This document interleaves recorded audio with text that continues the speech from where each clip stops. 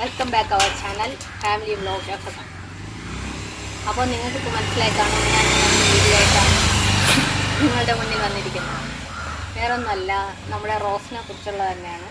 കഴിഞ്ഞ വീഡിയോയിൽ ഞാൻ ഈ റോസിൻ്റെ ഗ്രോത്ത് നിങ്ങൾക്ക് കാണിച്ചു തന്നിട്ടുണ്ടായിരുന്നു എങ്ങനെയാണെന്നുള്ളത്. അപ്പോൾ ഞാൻ കഴിഞ്ഞ പ്രാവശ്യം കൊടുത്ത വളം കൊടുത്തതിന് ശേഷം വന്ന കൊണ്ടകളാണ് ഇതൊക്കെ. കണ്ടോ, ഞാനിപ്പോൾ അതിനു മുമ്പ് നമ്മളൊരു ഫംഗിസൈഡ് കൊടുക്കുന്നതിനെ കുറിച്ച് കാണിച്ചിട്ടുണ്ടായിരുന്നു, റോസ് മുരടിപ്പിനെ കുറിച്ചൊക്കെ. അപ്പോൾ നമ്മൾ റോസിനെ പരിപാലിക്കുന്ന സമയത്ത് നമ്മളത് കൃത്യമായിട്ടുള്ള വളവും ഫംഗിസൈഡും കൊടുത്തില്ല എന്നുണ്ടെങ്കിൽ അതിന് മുരടിപ്പ് അങ്ങനത്തെയുള്ള പ്രശ്നങ്ങളുണ്ടാകും. അപ്പോൾ നമ്മൾ ഫംഗിസൈഡ് ഞാൻ ഇടയ്ക്ക് കൊടുക്കാനായിട്ട് നമ്മൾ വേറെ കെമിക്കലൊന്നും ഇല്ലാതെ നമ്മൾ വീട്ടിൽ തയ്യാറാക്കുന്ന ഫംഗിസൈഡാണ് കൊടുത്തത്. അപ്പോൾ ഞാൻ ഇടയ്ക്ക് അത് കുറച്ച് എനിക്ക് കൊടുക്കാൻ പറ്റിയില്ല. നമ്മൾ ആഴ്ചയിൽ 2 പ്രാവശ്യം അത് തുടർച്ചയായിട്ട് കൊടുക്കുക തന്നെ വേണം, ഇല്ലെന്നുണ്ടെങ്കിൽ നമുക്കതിൻ്റെ പ്രയോജനം കിട്ടത്തില്ല. അപ്പോൾ ഞാൻ ഇടയ്ക്ക് മുടങ്ങിയപ്പോഴത്തേക്ക് എൻ്റെ റോസിനെല്ലാം മുരടിപ്പ് വന്നായിരുന്നു. അങ്ങനെ ഞാൻ എൻ്റെ റോസുകളെല്ലാം ഞാൻ വെട്ടി വിട്ടിട്ടുണ്ട്. അപ്പോൾ അതിന് ശേഷം പുതിയ തുളുപ്പുകളൊക്കെ വരുന്നുണ്ട്, നിങ്ങൾക്ക് കാണാൻ പറ്റും. കണ്ടോ, ഞാൻ എൻ്റെ റോസെല്ലാം വെട്ടി വിട്ടിട്ടുണ്ട്.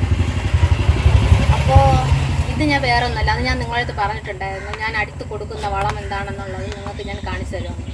അപ്പോൾ നിങ്ങൾ കഴിഞ്ഞ വീഡിയോ നോക്കിയാൽ അറിയാം, ഞാൻ കഴിഞ്ഞ വളം കൊടുത്തിട്ട് 15 ദിവസം കഴിഞ്ഞിട്ടുണ്ട്. അപ്പോൾ ഞാൻ ഇന്ന് കൊടുക്കാൻ പോകുന്ന വളം എന്താണ് നേരത്തെ എന്ന് വെച്ച് കഴിഞ്ഞാൽ നിങ്ങൾക്ക് ഈ ചട്ടിയിൽ നോക്കിയാൽ കാണാം, നമ്മളിതിന് പൊതയിട്ട് കൊടുത്തിട്ടുണ്ടായിരുന്നു. നേരത്തെ ഞാൻ ഈ കരിയില മാത്രം ഇട്ട് കൊടുത്ത കാര്യമാണ് ഞാൻ നിങ്ങളടുത്ത് പറഞ്ഞത്. അപ്പോൾ വെയിൽ ചൂട് കൂടി വന്നപ്പോഴത്തേക്ക് റോസിൻ്റെ ഇലകളൊക്കെ മഞ്ഞളിക്കാനായിട്ട് തുടങ്ങി. കാരണം നമ്മൾ പ്ലാസ്റ്റിക് ചട്ടിയിൽ വെച്ചിരിക്കുന്നത് കാരണം ചൂട് വളരെയധികം ആയിരിക്കും. ഇവിടെ നല്ലവണ്ണം വെളുത്തറയാണ്, നമ്മൾ വീടിൻ്റെ മുറ്റത്താണ് വെച്ചിരിക്കുന്നത്. അപ്പോൾ നല്ലവണ്ണം പ്രകാശം കിട്ടും, നല്ല വെയിലടിക്കും. അപ്പോൾ ഞാൻ അതിൻ്റെ പുറത്തായിട്ട് കുറച്ച് ചാണകത്തിൻ്റെ ഇങ്ങനത്തെ കട്ടകൾ ഇട്ട് കൊടുത്തിട്ടുണ്ടായിരുന്നു. അപ്പോൾ എനിക്ക് കുറച്ചുകൂടെ അത് ബെനിഫിറ്റ് ഉണ്ടെന്ന് തോന്നി, പ്രയോജനം ഉണ്ടെന്ന് തോന്നി. അപ്പോൾ പെട്ടെന്ന് നമ്മൾ രാവിലെയൊക്കെ വെള്ളം ഒഴിക്കുകയാണെങ്കിൽ പെട്ടെന്ന് നമ്മുടെ ഈ ചാണകം പെട്ടെന്ന് ഉണങ്ങിപ്പോകത്തില്ല, കുറേ നേരം അതിൻ്റെ ഈർപ്പം നിൽക്കും. അപ്പോൾ നമുക്ക് ഇപ്പോൾ വളം കൊടുക്കാൻ വേണ്ടിയിട്ട് നമ്മുടെ ചെടിയുടെ മൂട്ടിൽ യാതൊരു കാരണവശാലും ഒരു വളവും നമ്മൾ ഇടാൻ പാടില്ല. അപ്പോൾ നമുക്ക് അതിൻ്റെ ഈ സൈഡ് വാരം ഈ പൊതയൊക്കെ ഒന്ന് മാറ്റാം, സൈഡിലോട്ട് നടുക്കോട്ട് മാറ്റി വെച്ചിട്ട് ഈ സൈഡിലുള്ള മണ്ണൊന്ന് ഇളക്കിയിട്ട് നമ്മളിതിൻ്റെ ചുറ്റും ഇളക്കണം കേട്ടോ. ഇതേപോലെ മൂർച്ചയുള്ള എന്തെങ്കിലും കത്തിയോ എന്തെങ്കിലും കൊണ്ട് ഇതുപോലെ ഇളക്കണം.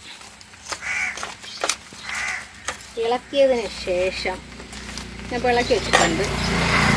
ഇത് നമ്മുടെ മുട്ടത്തോടാണ്, ഞാൻ മിക്സിയുടെ ജാറിലൊന്ന് പൊടിച്ചെടുത്തതാണ്. ഞാൻ മുട്ടയുടെ തോടെല്ലാം നമ്മളെല്ലാം ശേഖരിച്ച് വയ്ക്കും, എന്നിട്ട് ഞാൻ അതിനെ ഒന്ന് വെയിലത്തിട്ട് ഉണക്കി ശേഖരിച്ച് വെച്ചിരുന്നത്. അത് ഞാൻ മിക്സിയുടെ ജാറിലൊന്ന് പൊടിച്ചെടുത്തിട്ടുണ്ട്.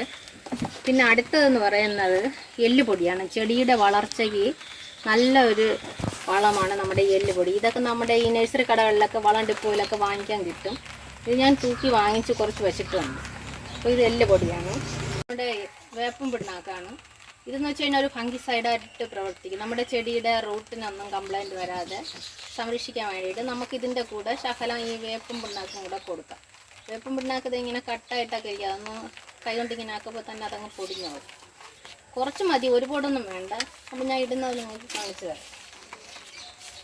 ആദ്യം നമുക്കത് ശകലം ഇതെടുത്തിട്ട് നമ്മളിവിടെ ഇത് വച്ചിട്ടുണ്ടല്ലോ, അവിടെ തന്നെ ഇത് ഇങ്ങനെ കുറേശ്ശെ ഇങ്ങനെ എടുത്ത് കൊടുക്കാം. കുറേശ്ശെ ഇങ്ങനെ എടുത്തിട്ട് നമ്മുടെ മുട്ടത്തോടും ലേശം എൻ്റെ ചുറ്റും ഇങ്ങനെ ഇട്ടിട്ട് ഫംഗിസൈഡും കൂടെ അതേ ഇങ്ങനെ ഇട്ട് കൊടുക്കാം. എന്നിട്ട് നമ്മുടെ ആ മണ്ണുകൊണ്ട് തന്നെ ഒന്ന് മൂടി കൊടുക്കാം. അപ്പോൾ ഒരു സൈഡ് ഓക്കെ, എന്നിട്ട് പോതെ അതുപോലെ നമുക്കാക്കി വയ്ക്കാം. അപ്പോൾ നമ്മുടെ ഈ ചാണകം ഇട്ടേക്കുന്നത് മഴയോ നമ്മുടെ വെള്ളമൊക്കെ ഒഴിക്കുന്ന സമയത്ത് അത് കുറച്ച് ഊർന്നിട്ട് അതിൻ്റെ വളവും കൂടെ മണ്ണിലേക്ക് ലയിച്ചോളും. അപ്പോൾ അതും ഒരു നല്ലൊരു ജൈവവളമായിട്ട് അവിടെ പ്രവർത്തിച്ചോളും. അപ്പോൾ നമുക്കിത് ഇതുപോലെ കള എന്തെങ്കിലുമൊക്കെ ഉണ്ടെങ്കിൽ പറിച്ച് കളയാം കേട്ടോ.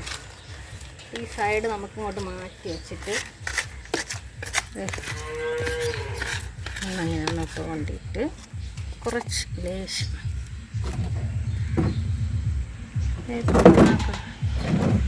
ശകല എല്ലുപൊടി, എന്നിട്ട് നമുക്ക് ആ മണ്ണ് വെച്ച് തന്നെ ഒന്ന് നമുക്ക് മൂടാം. മൂടിയിട്ട് അത് നമ്മുടെ ഈ സൈഡ് മണ്ണ് കാണാൻ പറ്റുന്നുണ്ടല്ലോ നിങ്ങൾക്ക്. എന്താ നമ്മുടെ മണ്ണ് നല്ല, നമ്മളെപ്പോഴും പോട്ടി മിക്സ് ചെയ്യുന്ന സമയത്തിന് നമ്മളെപ്പോഴും ശ്രദ്ധിക്കേണ്ട കാര്യം എന്ന് വെച്ച് കഴിഞ്ഞാൽ നല്ല എളുപ്പമുള്ള മണ്ണായിരിക്കണം എടുക്കാനുള്ളത്. അപ്പോഴേ നമ്മൾ ഒഴിക്കുന്ന വെള്ളമെല്ലാം നല്ലവണ്ണം വാർന്നു പോകത്തുള്ളൂ. റോസിന് എപ്പോഴും വെള്ളം ആവശ്യമാണ്, പക്ഷേ അത് വാർന്നു പോകണം. അതിൽ തന്നെ കെട്ടി നിൽക്കാതെ അത് വാർന്നു പോകുന്ന തരത്തിലുള്ളതായിരിക്കണം നമ്മൾ ചൂസ് ചെയ്യുന്ന പോട്ടി മിക്സ് എന്ന് പറയുന്നത്. മണ്ണും മണൽ കൂടുതൽ എടുക്കുന്നതായിരിക്കും പോട്ടി മിക്സായിട്ട് നല്ലതെന്നാണ് എനിക്ക് തോന്നിയിട്ടുള്ളത്. കാരണം അപ്പോഴത്തേക്ക് നിറയെ വെള്ളം വാർന്നു പോകും. നമുക്ക് വേനൽ സമയമൊക്കെ ആകുമ്പോഴത്തേക്ക് നമുക്ക് കുറച്ച് ചകിരിച്ചോറും കൂടെയൊക്കെ ചേർത്ത് കൊടുക്കുന്നതുകൊണ്ട് കുഴപ്പമില്ല.